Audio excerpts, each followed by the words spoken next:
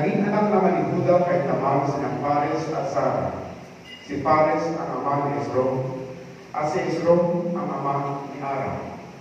Si Aram ang ama ni Aminadab.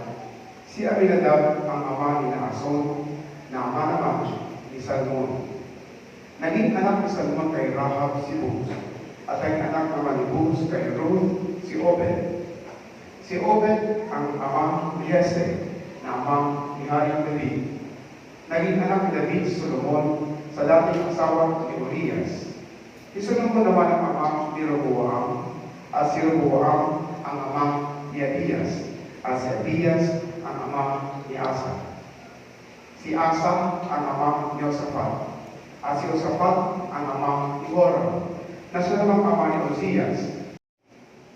Ang tamang kasagutan ay 30. Sa mga author, mga author sa Tagalog, pinitawag sa buntihin at alibukhang anak kung meron na. Ngayon po, bawal ko makalimutan ang anak. Ano kaya ang itutugon natin, mga anak natin dito? Kayo mga magulang, bawal po kayo naging mga magulang, naging anak din po kayo. Ano po ang mainam tugon sa legal presensya ng mga magulang natin? Pakiusap lang po. Pagdating ng dapit hapon ng buhay ng ating mga magulang, nawa, ipadaman natin at ibalik natin ang legal presensya na itinuro sa atin ng ating mga magulang. Ito ang diwa ng Pasko.